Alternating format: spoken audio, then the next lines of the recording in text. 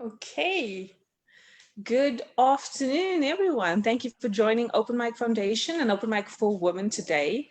It is the 21st of June. Thank you so much, everyone, for joining us today on this beautiful Sunday afternoon in South Africa. Thank you so much for joining. It is a Father's Day today. So to all the fathers and the people that's on the group, happy Father's Day to you, and I wish you all the best. I hope you're getting spoiled today. So today we have Mr. Jock Mullman. Thank you so much for joining us, Jock. Thank you for having me. Welcome to Open Mic Foundation. I am not going to introduce you. I would like for the viewers for you to introduce yourself to the viewers and just to tell them a little bit about your background, Jock. I mean, I didn't give a lot of information, about you and what you do. I wanted people to be intrigued about this guy coming onto Open Mic Foundation and coming and chatting to us about it. So if you could just tell us a little about yourself and, what is it that you do, it'll be awesome before we go into the talk. Certainly. My name is Jacques Moorman, and I am a Neuro-Linguistic Programming Master Practitioner. It's quite a mouthful, NLP Master Practitioner. I've been doing NLP for 20 years now. I've been studying it. It has been my passion. I measure my life in terms of before NLP and after NLP. And I was privileged to do this when I was relatively young, in my early 20s. So I can fairly say it's almost half my life that I've been doing it. This has formed part of my life's guiding principles. And it has also been a great privilege for me to be able to help people in a coaching capacity, as well as helping them deal with personal problems that they might be experiencing. Due to the nature of NLP, it has some very powerful techniques that I help my clients with in dealing with phobias, traumas, but then also the more difficult things like people who have a mild river of misery running in the background of their lives, and they would like to change their lives, but they don't know what they want instead. They don't know what is causing them to feel the way they do. And so I help people to notice and become aware of the obstacles that keep them from naturally and easily living a fulfilling life. And one by one, we deal with those obstacles and we resolve them. Now, this is not my day job. My day job, I'm a program manager in the IT field. That's what I do for a living, but what I do to live, to make my soul live, is work with people, do talks such as these, and just learning more and studying how life works, how our minds work, and how I can help people naturally apply that in their lives. Oh, brilliant, Jock. I mean, thank you so much. I think having an NLP practitioner and a coach, a lot of people, wonder, what do they actually do, how they can help. I do think we need a lot more of, people that's of your stature to come into play and help people from a guiding principle point of view. We have a lot of people that I believe that's a lot of is stuck, whether it's personally, whether it's work, whether it's their career, whether it's their families. There's no way of moving forward. So I welcome you. I've met Jock. I know Jock for many years. I've done some work with him, so he's a great colleague and a great friend of mine. So thank you so much for joining us today, Jock. I look forward to seeing what you have for us in Tail. So thank you, everyone. So guys, if you have any questions, if you have any comments, please put it onto the Facebook chat. We have Nelia that's on, we have Louise that's on, and we have Adele. Thank you, ladies, for coming on and tuning into the talk today. I appreciate it. If there's any questions, if there's any comments, please send it onto the chat so that I can pass through and just mention some of the conversations so that I can keep it going. So Jock, I'm going to hand it over to you. The topic for today is called Lost Soldier. Very intrigued. I have no idea where you're going with this story that you're about to share with us. So I'm very intrigued. So thank you so much. And I'm going to hand it over to you. Thank you. And I'm going to invite you to just take a moment and bring your mental and emotional and physical energies into yourself. Let whatever else outside is happening, let it happen, and just be here now and enjoy the story I'm going to tell you. I'm going to invite you to imagine that you are on a sailboat, not a big one, but also not a small one either. And you are using this sailboat to sail through the idyllic islands of the Philippines with their lush tropical jungles and their white sandy beaches that stretch into turquoise and teal waters. Islands like Lubang Island and Pandan Island and Batan Island. And imagine that you've dropped anchor far from the tourist islands, close to a very picturesque deserted island that looks like what you see on Instagram travel photos. Yeah. And you settle down to relax, sitting back in a comfortable deck chair with the shadow of the main mast falling across your face.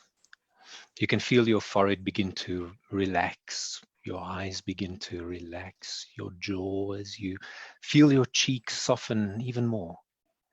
You can hear the gentle slapping sounds of the water waving against the hull of the boat. And you can feel the cool breeze touching your skin as goosebumps begin to raise the soft little hairs on your arms and the back of your neck. You take a deep breath in, feeling your chest expand and the muscles between your ribs begin to stretch. And as you smell the clean, salty tang of the ocean, you breathe out, enjoying the way your body feels as you relax even more, settling even deeper in your chair. With your eyes closed, you can hear all the natural sounds of peace and tranquility around you. And suddenly you hear a dull thwack sound, and your eyes snap open and you see a ragged hole in the mast just above your head, just as the sharp crack of a gunshot reaches your ears, yanking you violently from your reverie. And then another crack, and then another crack. As you feel the adrenaline spreading through you like an icy wave from your stomach, through your chest, and across your face, you realize that the shots are coming from the island, not even half the length of a football field away. You jump to your feet, running for cover, and you're wobbling on legs that feel like jelly. And then everything slows down, as if a movie is played at half speed, and then quarter speed, and then even slower. You notice movement on the beach. From the corner of your eye, you see a man, wiry and thin, small and old, long gray stringy hair, and a wispy white beard, and a rifle in his hand. Just a glimpse in slow motion as he disappears into the wall of dark green jungle that lies tightly against the pale beach. And then just as suddenly as it began, it's over and time returns to normal. It's quiet again. It's just the sound of the water, the cool breeze on your skin, the salty smell of the sea, and the bullet hole in the mast looking you dead in the eye. The Second World War is raging in the Pacific, and the tide is turning against the Japanese. So part of their strategy is to place soldiers on as many of the islands in the region as they can. Guam, Saipan, Iwo Jima, and the many, many islands of the Philippines. Now, these commandos were trained briefly in intelligence gathering and guerrilla warfare and wilderness survival.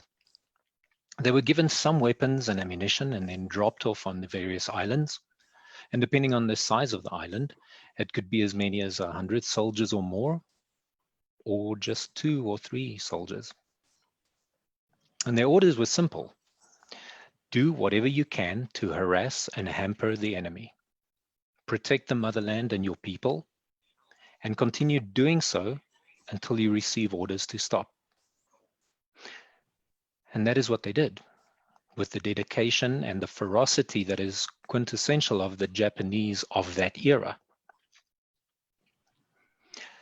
When the atomic bomb fell on Hiroshima and Nagasaki, it brought the war to an abrupt end.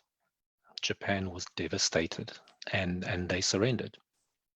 In time, their efforts were focused on repairing, rebuilding, and healing. But in the aftermath of the devastation, hundreds, if not thousands, of fiercely patriotic soldiers were never told that the war was over. Mm-hmm. And so they continued to fight on, to stay on mission, to execute their orders, which were attack and harass the enemy wherever you may find them, sabotage, kill residents of the island, shoot at boats when they come close enough to the island. And all the while they did this, evading capture as police and army of that country was hunting them. Now, in the wake of the war, as the Japanese government learned of an incident involving one of these so-called lost soldiers, they would go and collect them. In the 1940s, there were hundreds of them. And there were many in the 1950s. There were a few in the 1960s. And the last lost soldier came out in March of 1974, 30 years after being sent to the island. For 30 years, he had continued to fight because for him the war was still going on and he had his orders. Now, can you imagine what it must have been like for him? Years, I mean, no, decades of fighting, evading, hiding, always vigilant, always alert, not knowing when it will end, wondering about the welfare of your loved ones, alone in this dense jungle with the heat and the insects and the monsoon rains and hunger and sickness, protecting your homeland and your people to the best of your abilities against overwhelming odds. How would you treat such a soldier? Would you laugh at his foolishness? Would you treat him like a pest? We certainly know that the police force and the armies of those islands did that. Consider how American soldiers returning from Vietnam were treated. They were often shunned and scorned and vilified as murderers and baby killers. And how many of these soldiers broke down completely and they just lost the plot? Well, when the Japanese government would learn of the existence of a lost soldier, they handled it carefully, delicately, and respectfully. The Japanese Navy would send a ship to the island with a high-ranking officer on board, where possible even the same officer as during the war, even if he was retired. This officer would land on the beach and then call to the soldier with a loud hailer, even walk through the jungle calling the soldier until he is found, until he showed himself. And once found, the soldier would thank, the officer would thank the soldier for performing his duty with courage, commending him for defending his country with honor for so many years. He would hand over formal written orders from military high command to stand down. And then gently and with reverence, he would tell the soldier that he can stop now, that the war is over, that he doesn't need to fight anymore.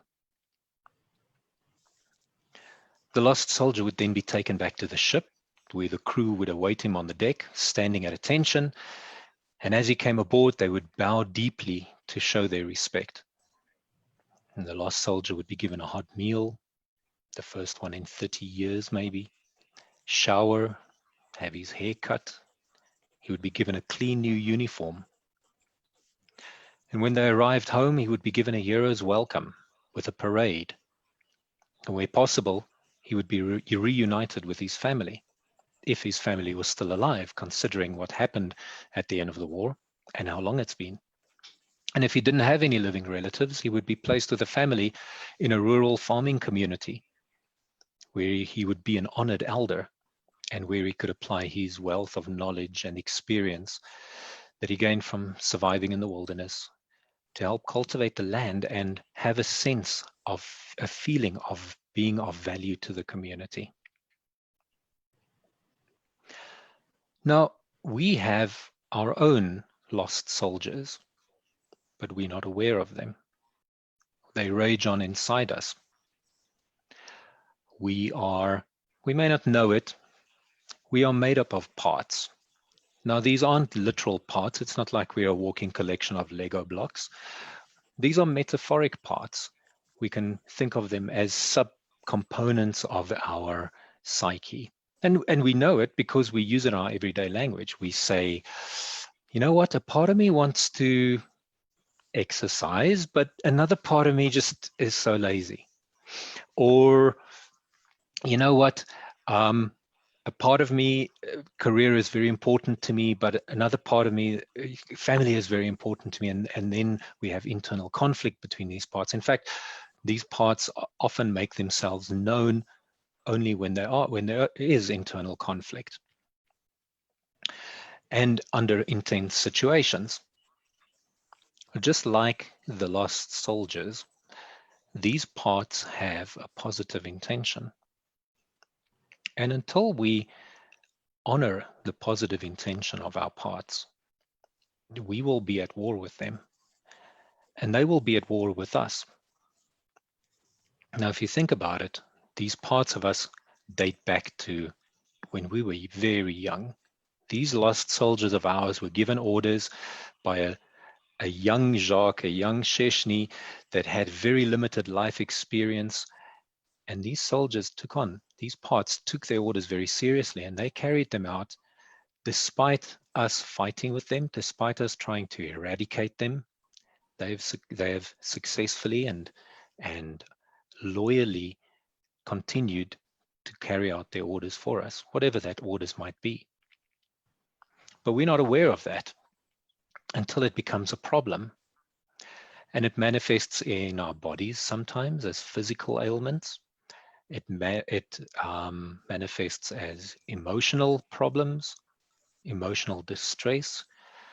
It manifests in our relationships. It manifests in our jobs. Basically, anytime that something happens or that we do something that we don't really want to do, but we're doing it anyway, it's because that there's a lost soldier in us that's busy carrying out the orders that we gave it, unconsciously even, to the best of our abilities with very limited life experience. And it's just carrying out its orders.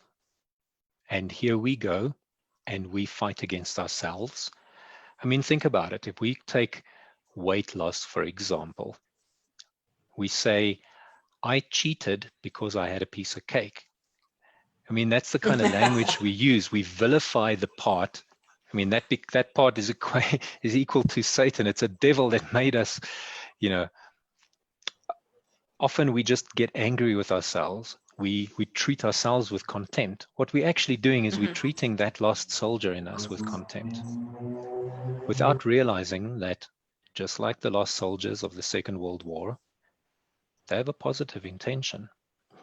And a positive intention is a very crucial part to NLP, for example. NLP has a core set of precepts or beliefs, if you want, guiding principles.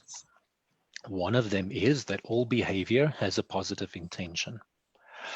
Not to be confused with being beneficial. Just because something has a positive intention doesn't mean it's beneficial. And just because it's destructive doesn't mean that it doesn't have a positive intention. In fact, it always have. Now, we can't prove that. I mean, how do you prove that? But we found that if we behave as if that is true, we manage to make differences. We manage to change. If we, let's take another person that we relate with, either in a relationship, in work, or whatever. We can treat them as if they are obstructive, as if they are trying to undermine us, or as if they are trying to just make our life difficult.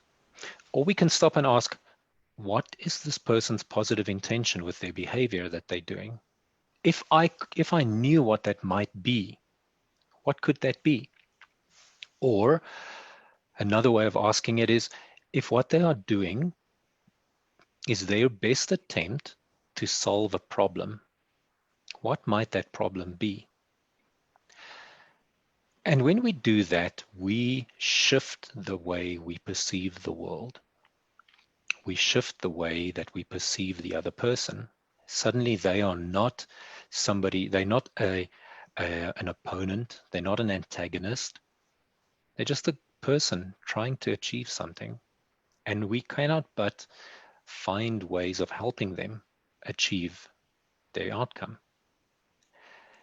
Finding out what their positive intention is. Yes. So Jock, I think absolutely, I definitely agree with you. I think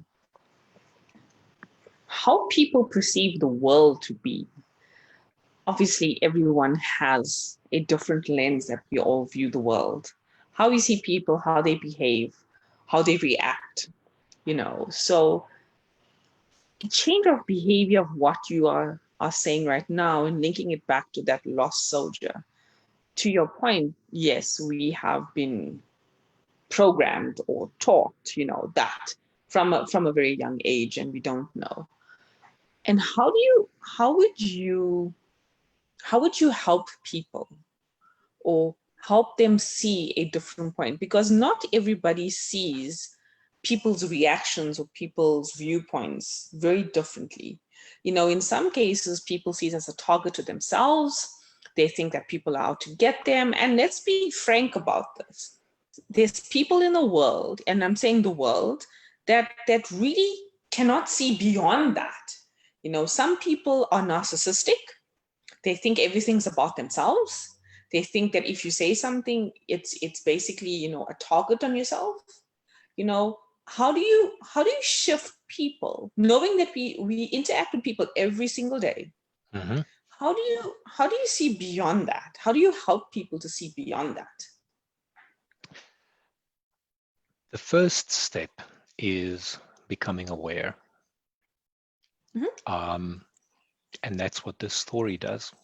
It raises the awareness of parts of lost soldiers, and more importantly, about the positive intention that lies behind the behavior. So when we separate the person from their behavior, we can start dealing with the behavior and become curious. And that's a second step. Firstly, the awareness that all behavior has a positive intention, and acting as if that's true. Then becoming curious about what that might be, and becoming curious about how else the positive intention can be achieved through different behaviors that are not destructive, that are more conducive to having harmony, trust, cooperation, collaboration in a relationship, in a system, in the workplace. You talked earlier about perception. The story provides people with another lens through which they can filter their reality. Now they can view reality instead of through the lens of antagonism or through fight or flight. They can view what's happening through the lens of positive intention, knowing that there's somewhere a part that's desperately trying to win the war, to protect the motherland, in a manner of speaking, because it doesn't know that the war is over. Now let's take interpersonal relationships, for example. Oftentimes, the way that people react to authority figures stem back to their childhood, whether it is an attitude of defiance or an attitude of meekness. Either of those come from childhood and how we dealt with our primary caregivers, because we were dependent on them for our survival, so we did whatever we could to be in their good graces. But let's say, for example, I grew up with a domineering father, and I didn't feel comfortable with that. I felt put down, I felt belittled. I would start defying him in small ways that I can. And it would be small behaviors, but eventually that might translate or transcontextualize or go into other contexts, into the workplace, where I identify that a manager or whoever as a dominant authority figure, And I act out against that because that's the programming that has been put in place. That's the order that the lost soldier got. And it is trying all of that to assert maybe a sense of its place in the world, to say, I matter. Now that I use those words, let me use a personal example. A few years ago, I had challenges with anger. For some reason, I would just be very angry a lot of the time. And the smallest thing, and you know, as it happens when one is angry, we see a lot of reasons to be angry, a lot of justifications for our anger. We try to justify the feeling, and then we go find the evidence for it, etc. I had this. It was almost like I used to call it the Hulk voice. It's like the roar of the Hulk inside me of rage, which was very uncharacteristic because, I mean, you know me, I'm quite easygoing and amicable. And one day I sat down with my journal and I just went inside and I connected with that part that is responsible for the anger. I just went inside and said, yeah, I started actually a conversation. And I said, what is your positive intention? What are you trying to say? What are you trying to solve? And I had this overwhelming sense, this like a voice that came in my head and said, screaming almost pleading, screaming, I matter. And it wasn't until that moment that I realized that I had been reacting to things because I felt like I was being treated as if I didn't matter. I had this part inside me that deeply and desperately wanted to express its need to be significant in the world. And I had, by extension, up until then, had felt that it was insignificant, that the world perceived it as being insignificant, that the world perceived me as being insignificant. I think a lot of people can relate to that. I think a lot of people deal with anger.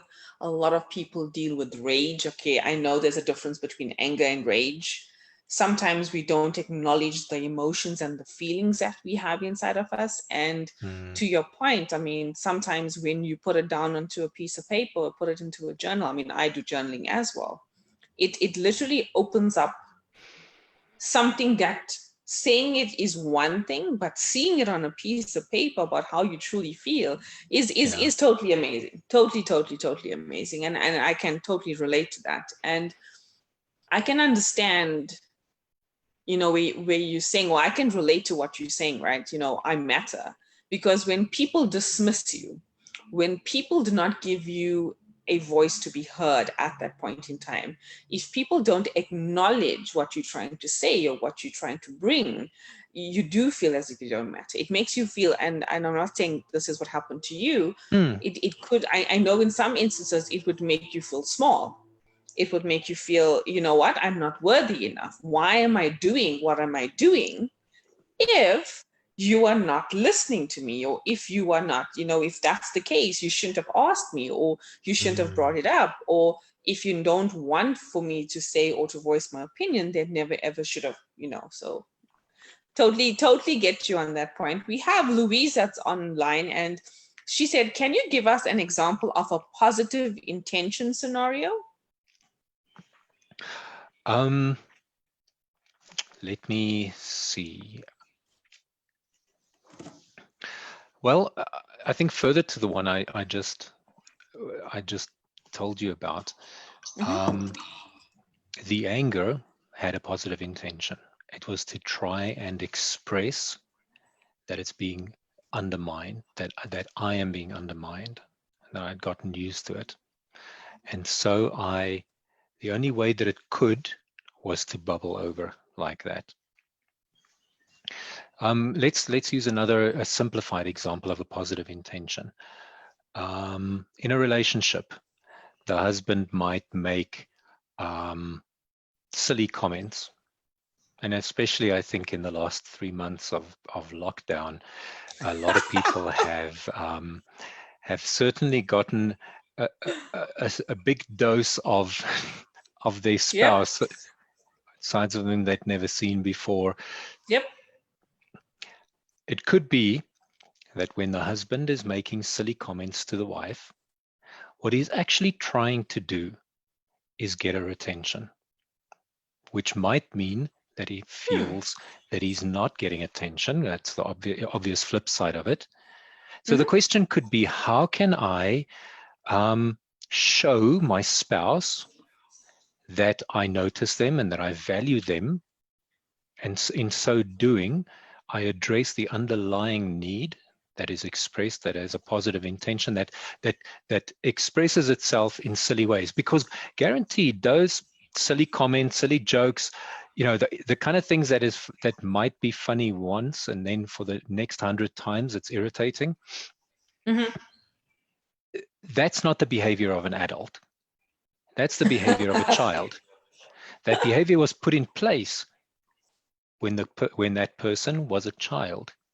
That to the best of their ability, that was, with their life experience, that was the best way in which they could get attention to be noticed. And being noticed is a very powerful thing, and it's a very powerful need. If we're not being noticed, it means that we don't essentially exist. If we don't exist, a very primal part of our brain kicks in and says, I'm not part of the tribe, and if I'm not part of the tribe, I have no means for survival, and then I'm going to die. I think a lot of people, even with kids, I mean, you've brought a very good point right now, Jock. So if you have a look at lockdown, I think this is the most amount of time a spouse or kids have actually spent with their families together. Yeah. If you think about it, right? Relationships, we always are working, okay? The times that we do get to spend together is usually on vacations. Vacations are usually a week, sometimes 2 weeks, longest at most, right? Some cases, people take a month of leave together, at most a month.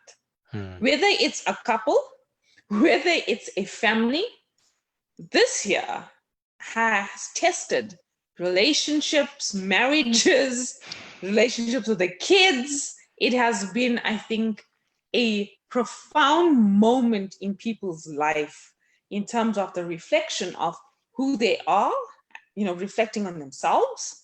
Secondly, reflecting on the relationship they currently have or in right now, and even of their kids. I mean, we had a kitchen talks earlier this month for praise of teachers. And teachers spend 80% of the time with our children, okay? We don't really, when you put things into perspective, and if you look at the past 3 months as what has happened, we spend the most amount of time with our children and spouses and families and partners in one single year that we would spend in the next 3 years with them.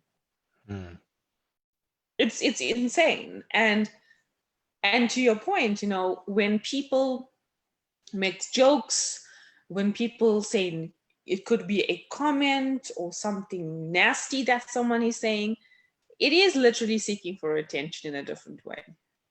It is something that's being lack off or thereof, where people are really not getting the satisfaction or the need of what the intent is currently right now. And that's actually quite an interesting view from that perspective, I must say. I'm just thinking about my kids. It's important to note that we hardly ever know what our positive intentions are, because we just operate. These lost soldiers in us keep on operating in the background, doing their best.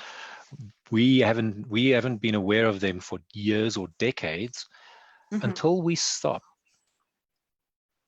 and we intentionally start investigating. Now, there are various ways to meditate. There are various ways to journal. It can range from Dear Diary and then proceeding with a log of your daily activities, or it can be really insightful and deep investigations into the meaning of my life. The concept of the positive intention as personified through the lost soldiers with our parts is one way in which we can intentionally journal, intentionally Mhm. devote contemplation time. Had I not spent the time, if I didn't stop and sat down with my journal or contemplated or whatever about that unresourceful pattern that was manifesting in my life through the anger, I wouldn't Mhm. have gotten to that answer. I wouldn't have known it, because I would have been too distracted by my daily life. That's another Mhm. thing that lockdown has given us, or rather taken away from us, distractions. Yes, So absolutely. this gives us another lens through which to view the world. And the Yeah. world that we can see through this lens is one of best intentions, is one of trying to get something that's good for me. Not good full stop, good for me, good for the person doing it. Now, the behavior might be atrocious. The effects of the behavior may be atrocious. The consequences of the behavior may be atrocious, but you can bet, if you look carefully enough, behind all of that, the intention was positive for the person doing it. And that can Yeah, range from peace, it can range from feeling power, or at least not feeling like a small child being bullied. It can be just feeling a sense of okay. I mean, how many times were you in a meeting at work and somebody passed a comment that was, or tried to make a joke, and it was a silly joke? The positive intention could have been that they felt insecure and they felt the need to say something that would make them seem more I don't know, stronger than they thought they were. Mhm. Mhm. And once Mhm. upon a time, that was appropriate. Just like in the Second World War, once upon a Mhm. time, sabotage and harassing the enemy was appropriate. But when the war Mhm. ended, it wasn't anymore. And it's time to let our parts know that there's no war anymore. Our soldiers can stop. Very interesting. So that you brought up from a work perspective, you have a lot of people in the workspace. Um, let's hone it down into corporates, right? You have a lot of people that still challenge each other. You have a lot of bitterness that's still, there. You have a lot Mm, of people, wanting the power and wanting to rise up to the challenge. And, there's a lot of things that happens with people. And I mean, you and I have both been in corporates. I mean, I'm still in corporate right now. It's surprising to see how people are not behaving that way in their workspace. I'm not too sure if the behavior is at work is the same at home. I wouldn't know that because in some cases I don't know them from a personal perspective. But if you have a look at one's behavior at work, the intentions that have been set out in work, how they behave, how the words that they use at work, how they interact with the colleagues and people, that there is very, very challenging because I find that people are not open enough to have that positive reflection on people's behavior and feel that they're being attacked, or you don't have people to be their authentic selves, whether it's mm, personal, whether it's work. They're not the authentic selves. And I am here to say I'm challenging you because you have to say what you feel. What's the point of feeling it the way that you are right now? Your mind is saying something else, and the words coming out of your mouth is totally different. I had a mindset alchemist in at open mic a couple. It was last month. Her name's Janine, phenomenal woman, right? She's taught me so much. What you feel, what's in the mind, and what you say is three different things. It doesn't. It's not the same. And one of the things about open mic is about be your authentic self. The mm, stories that come out of people, it's your view, it's what you've experienced, it's how you see the world, it's through the lens that you go through. But if you have a look at the corporate world, Jock, I think it's a total different mindset that goes on there. It's always a challenge, it's a battle, why do we need to be in that space all the time? It's hard work.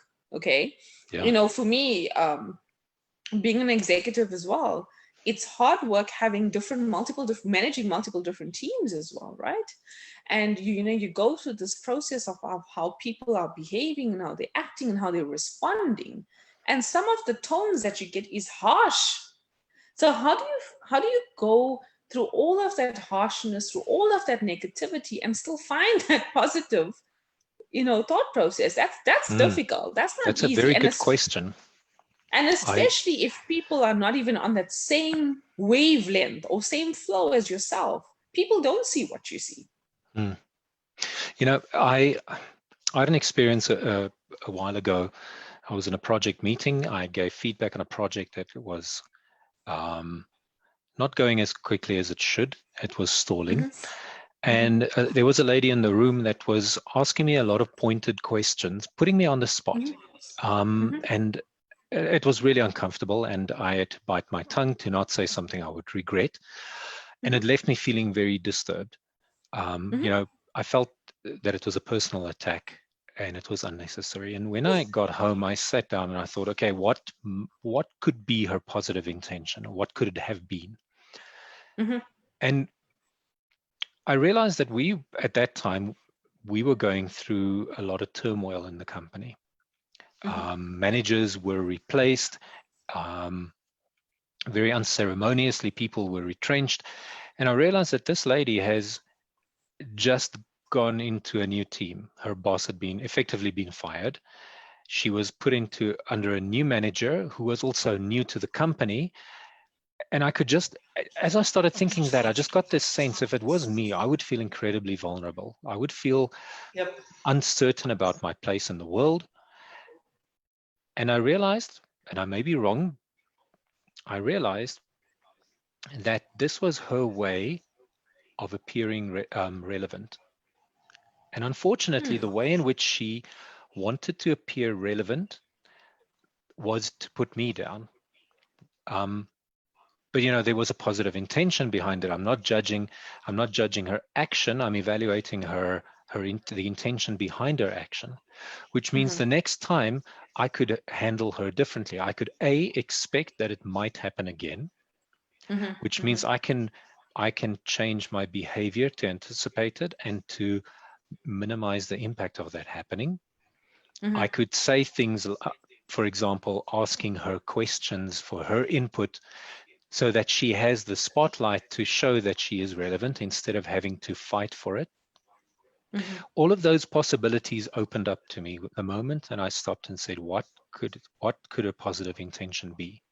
Because before that, my mind went around what I should have said to put her in her place, what I should do next time, what I can. That was not, I was at war with her. It was not conducive to harmony, trust, cooperation, collaboration in that space. Yeah. I think, Jock, to that point, corporates need to invest more in their employees in terms of time, and take the space and give them the space that they need to acknowledge certain things. Behavior in corporates, behavior in any companies for that matter. I mean, even behavior in our friendships, in our spouses, in our families, it's definitely something to be acknowledged. Positive intentions, looking at positive intentions to people is a skill that needs to be taught and learned. Yes. We are not programmed, like the lost soldiers. We're not programmed to think that way at all, right? We don't.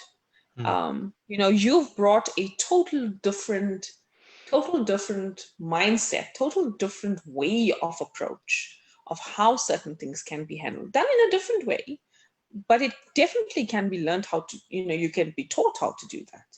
And I think a lot of people need that right now, because positive intentions right now is something that we need to learn how to do, to have better relationships with, to be at peace, I think, at peace with ourselves as well. I mean, a lot. So, I mean, just as the example that I told you about, I was worked up, and I can tell you my stress levels were elevated while I was rehashing that meeting and what she did. And the moment I realized what one of her positive intentions could be, it doesn't even have to be true. I mean, I'm not a mind reader, but I imagine I calmed down. I started having empathy for her, and I automatically and spontaneously looked for solutions to how I can help her achieve what she really wants in a way that it doesn't negatively affect me, in a way that it's supportive to her. And that comes naturally. And and because I started looking through the experience and through life through that lens, that filter.